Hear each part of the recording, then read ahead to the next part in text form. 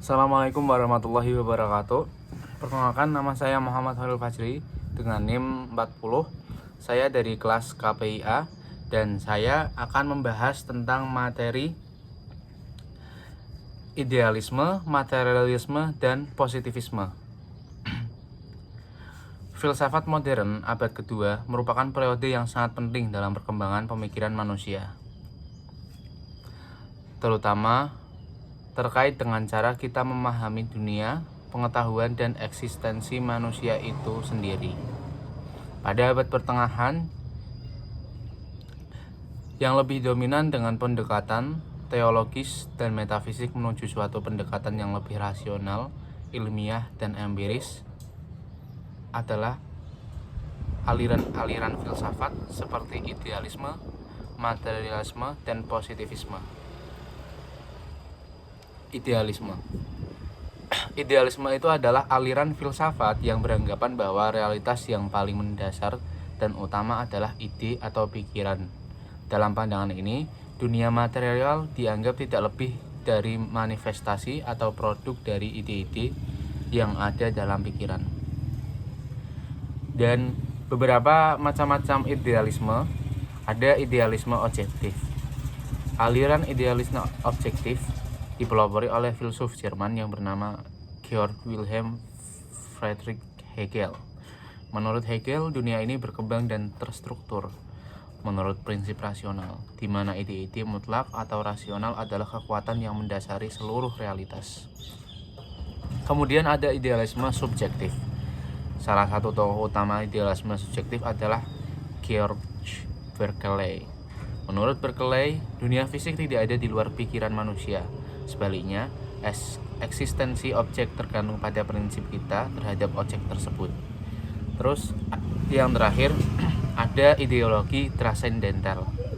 Ideologi transendental atau ideologi adalah pandangan filsafat yang dikembangkan oleh Immanuel Kant dalam karyanya Critique of Pure Reason. Dalam pandangan ini, Kant mencoba untuk menjawab pertanyaan tentang bagaimana kita bisa mengetahui dunia dan apa yang bisa kita ketahui tentang dunia. Terus selanjutnya ada tokoh-tokoh idealisme. Tokoh-tokoh idealisme itu ada dalam negeri, yaitu Indonesia tersendiri, dan juga ada yang dari luar negeri. Yang di luar negeri ada Georg Berkeley, ada Immanuel Kant, dan Georg Wilhelm Friedrich Hegel. Terus untuk dalam negeri sendiri, tokoh-tokoh idealisme yaitu Soetjatmoko, ada Muhammad Yamin, dan Ki Hajar Dewantara. Selanjutnya materialisme.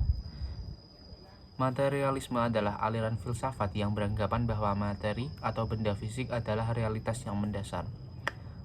Dalam pandangan materialisme, segala sesuatu yang ada, termasuk pikiran dan kesadaran manusia, pada akhirnya adalah produk dari materi.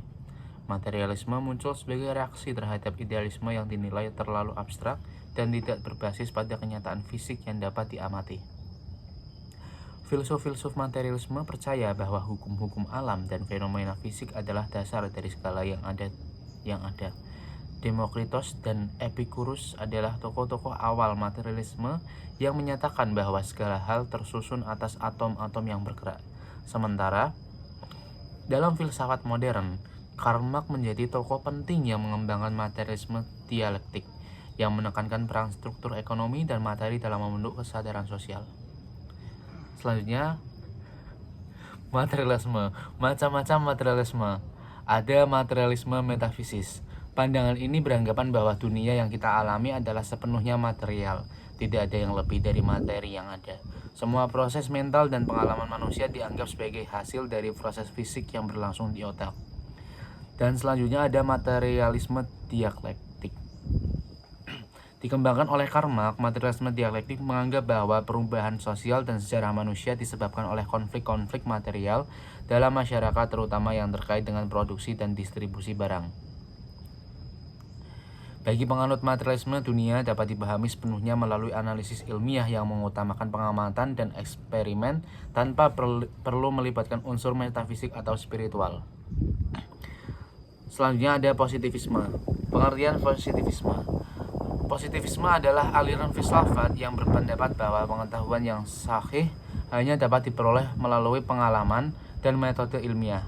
Positivisme menekankan pada observasi, eksperimen, dan verifikasi dalam proses memperoleh pengetahuan. Aliran ini berkembang pesat pada abad ke-19 dan dipelopori oleh Auguste Comte yang dianggap sebagai pendiri positivisme. Prinsip-prinsip positivisme sendiri menganggap bahwa hanya fenomena yang dapat diamati secara empiris yang layak untuk dipelajari. Comte mengembangkan hukum 3 tahap yang menyatakan bahwa pemikiran manusia berkembang dalam 3 tahap. 1. Ada tahap teologis, di mana fenomena dijelaskan melalui interpretasi agama atau supranatural. Dan kedua, ada tahap metafisik, di mana fenomena dijelaskan dengan prinsip-prinsip abstrak.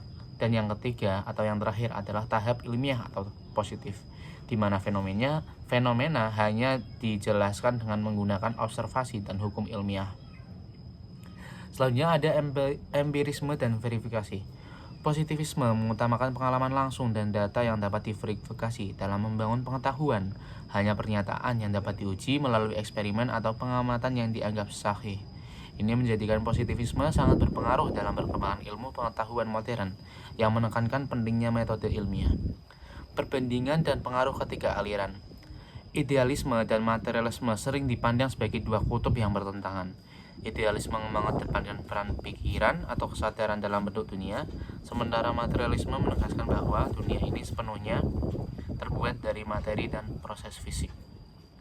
Selanjutnya ada positivisme, berfokus pada pengamatan dan eksperimen sebagai dasar pengetahuan, dan meskipun tidak secara langsung berlawanan dengan idealisme atau materialisme, ia memberikan pendekatan yang lebih empiris terhadap pemahaman dunia, menghindari spekulasi metafisik.